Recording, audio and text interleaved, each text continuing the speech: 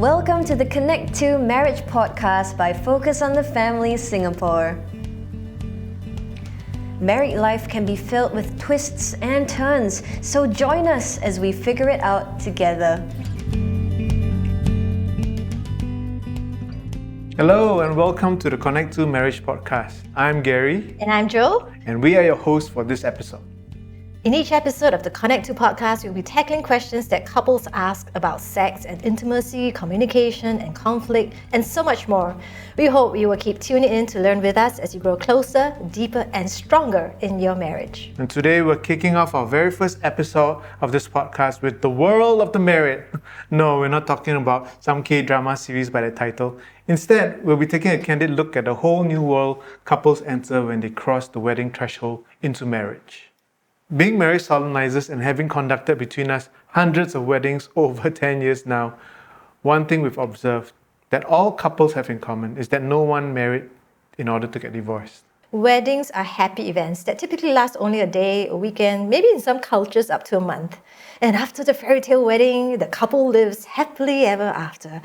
Or at least that's how it's supposed to be, or maybe how we expect it to be. But given the increasing divorce rates today, it's obviously not so easy to stay married and be always in love. Today, when we think of marriage, people might think that it's better to be single and happy than unhappily married. I think the way we are brought up plays a significant role in how we view marriages. Coming from a family of divorce where divorce was quite rampant in my father and the siblings, it was the pattern that I was used to. I was fearful going to a relationship because of the whole divorce factor. So I think that also shapes the way a person thinks going to marriage. When we do our marriage preparation and marriage training, whenever I always ask the same question, how are your parents' marriage? Is it positive or negative? And those are very often those who say their parents are either together but not together or divorced or something. Very often their perspective of marriage is shaped and warped by whatever experiences they've had. So culture, I guess, does shape the way we view and approach relationships, and I guess also our family of origin. I come from a pretty intact home, but I do recall that even in my family, when I looked at my parents' marriage, it wasn't the model marriage. They had arguments at home and that they would have co-wars and maybe sleep in different rooms. But if marriage is so key to the family and the basis of all relationships, don't you think, Gary, that we actually do need to talk more about it? Definitely. Marriage is hard work. It's working hard at something. If you want something to thrive, if you want something to grow, you need to keep sowing into it. And it's not just having a great wedding, but it's what comes after your wedding day. So don't just start well, but we finish well. I think it's easier to have a great wedding than to have a great marriage. True. And actually, even for Gary and myself, despite being perceived as maybe even marriage experts, we're actually not very expert, and we're not much different from other couples. Yeah, I don't like that title because it puts a pressure on me to be something sometimes I'm not, because the reality is, regardless whether you're a marriage expert, professional trainer in marriage, all of us go through the similar issues. And I haven't found, in all these years of being married and working with couples who are married, I haven't found any original or new problem that the couple face. Everything they face, we've gone through, and mentors ahead of us have also gone through. So Gary, you and I have been married for 22 years? Happily married about 21 years. The first year of marriage was lots of arguments, fights and disagreements. It was a lot of tension. It wasn't the happily ever after. In fact, it made me question, is this what marriage is supposed to be? And a lot of it is because we just needed to iron many things out, from dating to really living with each other 24/7. It forced us to have to deal with things that we never quite dealt with when we were dating. And of course, in our journey, we didn't start off that well. Definitely the first year of marriage, which is typically known as the honeymoon period, wasn't so honeymoon for us since we practically argued every single day. What do you think would have helped us? And maybe this would help other couples who are listening today to know about the world of the married, if we had actually known about such things before actually getting married. A lifetime of love and romance requires intentional effort and attention. Yet in times of busyness and with overwhelming priorities to tend to, our marriages can often take a back seat. No matter the state of your relationship today, we want to help you and your spouse thrive.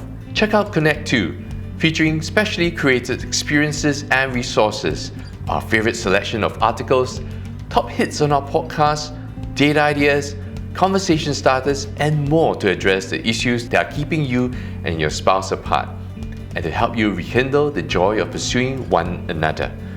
Visit www.family.org.sg/connect2 today. I think we are different because theoretically we may know, but when you're living it out, it's a different matter altogether.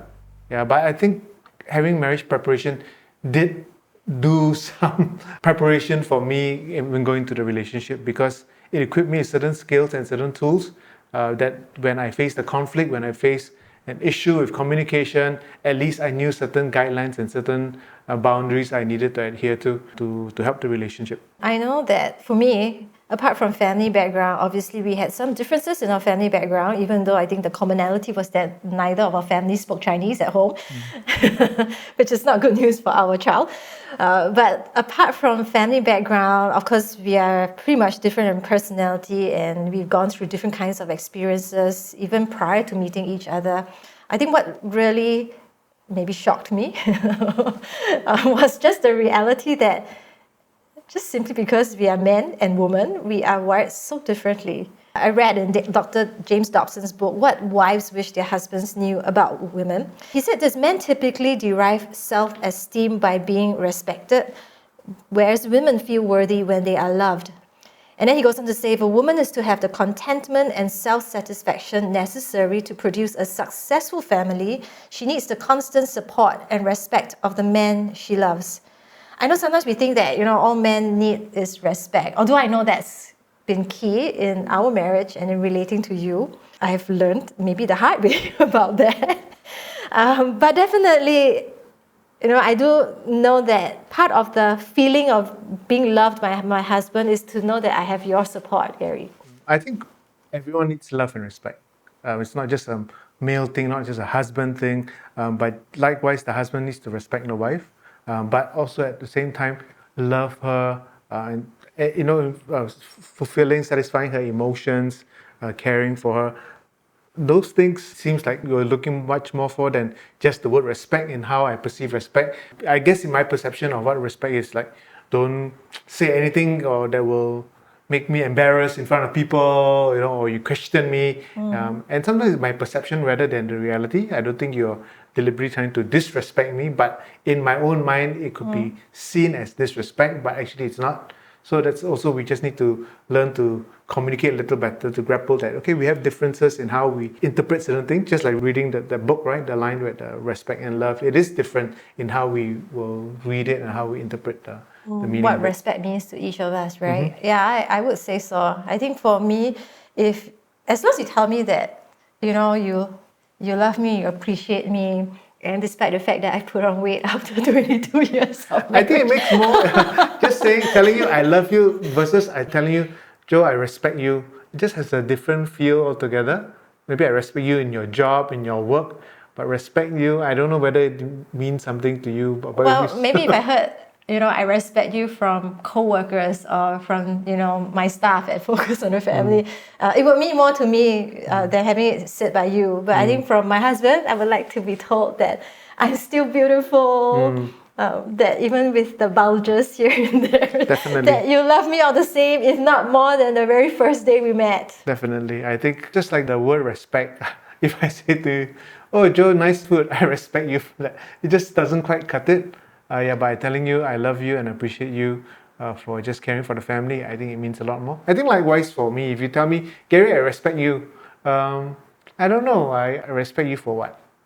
Like cooking something, like was a good father, I respect you. I don't know, for me, maybe personally, just hearing I love you, I affirm you, and I'm grateful for you, it means more to me than just the word I respect you. I recall that when we were in our 10th year, we thought we should practice what we preach, and we did what's called the couple checkup, relationship inventory, and we got a shock. Yeah, the results were not what we were expecting, because by the time we were already doing marriage workshops quite a fair bit, And when we did this, we thought it'd be fun. And then when we saw our answers were quite different, our expectation and reality was quite different. It caused tension. I still remember we were at the Botanic Gardens, in one of the cafes, and we were going through the couple checkup. One area of we scored quite differently was the area of communication. I felt we were communicating well. You ranked it very low. So we were both upset as a result of that and had a conflict because of that. Yeah, and I would say that, if there's anything that we've learned, it would have been helpful to know it beforehand, before we got married, is that marriage is also continual work in progress. Because I think I'm in continual work in progress, and so are you.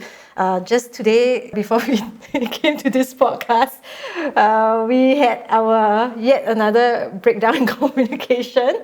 And this is after 22 years of marriage, my gosh. I do think that, I like this quote that's from that very same book by Dr. James Dobson. This is, a good marriage is not one where perfection reigns. It is a relationship where a healthy perspective overlooks a multitude of unresolvables, or if I could rephrase it, I suppose, we have a good marriage when we can overlook each other's flaws, when you do things that aggravate me and irritate me, even when we have conflict, right? But we don't just stay there, we can work through it, knowing that we are not perfect and there will always be conflict even till today. It's always more rewarding to resolve the conflict than to dissolve a relationship. If there's anything I remember, just when we were dating and trying to figure out all the baggage I had coming into relationship, one of our marriage mentor who said this, remove the word divorce from your vocabulary. And that, I think, was the most significant thing in my marriage prep, to remove that, because there was always at the back of my mind, coming from the background of full of divorce, fearful that my own marriage would end up in divorce. But removing that straight away shaped the way I entered and progressed in the relationship. That regardless of how difficult, how painful, how challenging times would be, I would still work hard on the relationship. Well, in each podcast, we actually address a frequently asked question that couples have about marriage. And we have a question today. It says this: why should I stay married when I'm no longer in love? I think love, there are different components of love. The Greek philosophers, they have the three definitions. They call the agape love, which is the highest form of selfless love, unconditional love, and commitment, just like we have in our marriage vows, in sickness and health, till death do us part. That's the kind of sacrificial love they were referring to. Then there's the philia or storge, where you get a brotherly love of friendship, just like we're going to get the word Philadelphia. And then eros or erotica, where it's about passionate love that comprises of romance, physical intimacy, and sexual intimacy. I think husbands like the eros. Definitely. 10 upon 10, correct.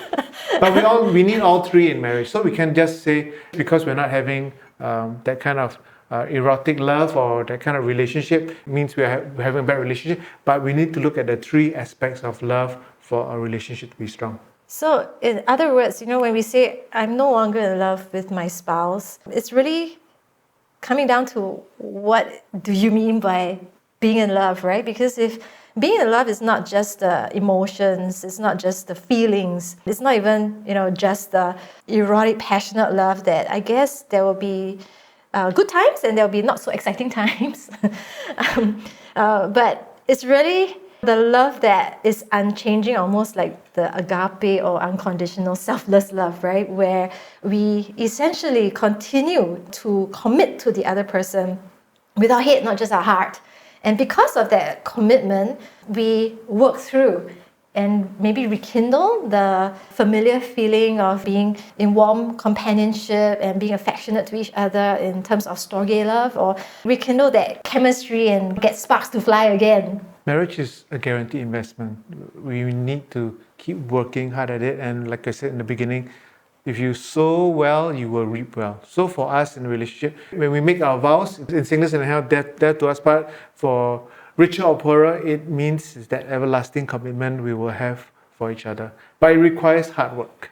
And maybe that's the real big thing that couples will need to hear before they get married. I don't think anyone really told me about that.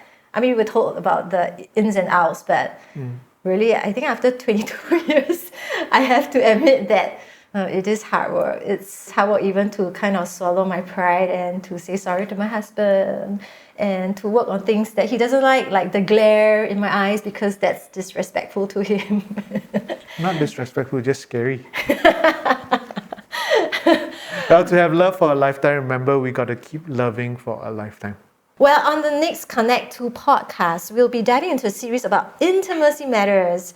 And we'll be talking about sex, my husband's favorite topic. Is sex underrated in marriage?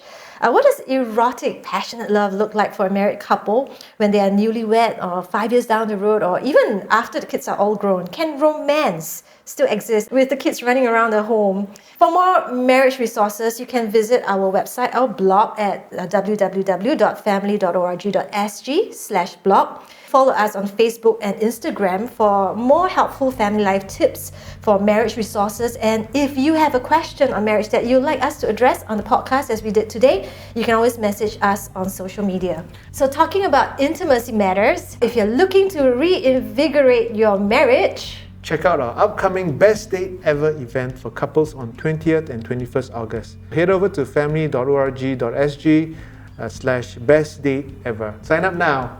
Thank you for tuning in. Do follow and subscribe to the Connect 2 podcast. Until next time, have a great week with your loved ones.